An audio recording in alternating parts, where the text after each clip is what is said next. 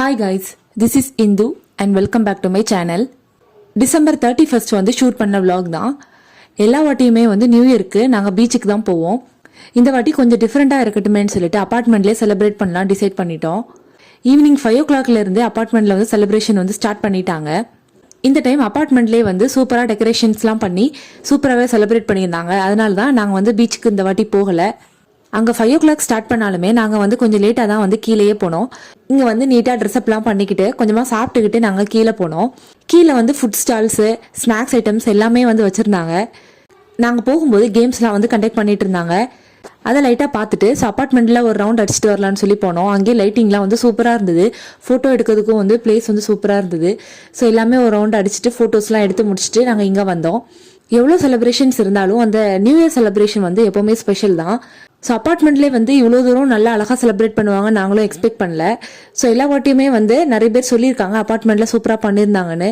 But நாங்கள் வந்து பீச்சுக்கு போனால் அங்கே இன்னும் கொஞ்சம் ஜாலியாக இருக்கும்னு நினச்சி தான் பீச்சுக்கு போவோம்.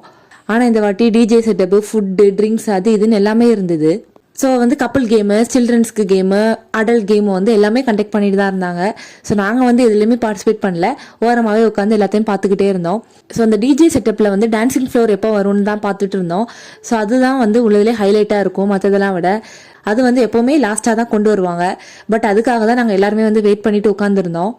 ஸோ அந்த கேம்ஸ் எல்லாம் கண்டக்ட் பண்ணி அதுக்கு கிஃப்ட் கொடுக்கறது அதெல்லாமே வந்து ஒரு வழியாக போயிட்டு இருந்தது. ஸோ டைம் வந்து 11க்கு மேலே ஆனோன்னு தான் வந்து டான்ஸ் ஃப்ளோர் வந்து ஸ்டார்ட் பண்ணாங்க. ஸோ அதை ஸ்டார்ட் பண்ணோன்னே எல்லாருமே வந்து குரூப்பாக டான்ஸ் ஆட ஆரம்பிச்சிட்டாங்க. அப்படியே வந்து நாங்களும் களத்தில் இறங்கிட்டோம். நாங்களும் வந்து ஒரு குரூப்பாக டான்ஸ் ஆடிட்டு இருந்தோம்.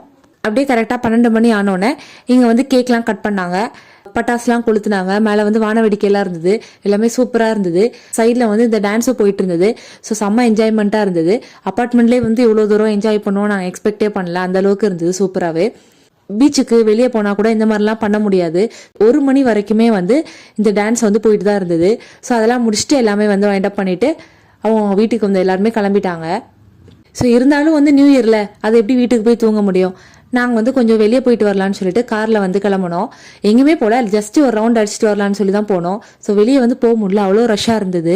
ஸோ அப்படியே வந்து போயிட்டு ஒரு ரவுண்ட் அடிச்சுட்டு ஐஸ்கிரீம் மட்டும் வாங்கி குடிச்சிட்டு அப்படியே வீட்டுக்கு வந்துட்டோம்.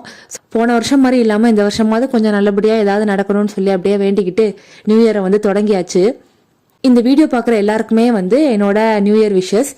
That's all about this video. இன்னொரு வீடியோவில் உங்களை மீட் பண்ணுறேன். அதுக்கு முன்னாடி மறக்காமல் சப்ஸ்கிரைப் பண்ணிடுங்க. தேங்க்ஸ் ஃபார் வாட்சிங்.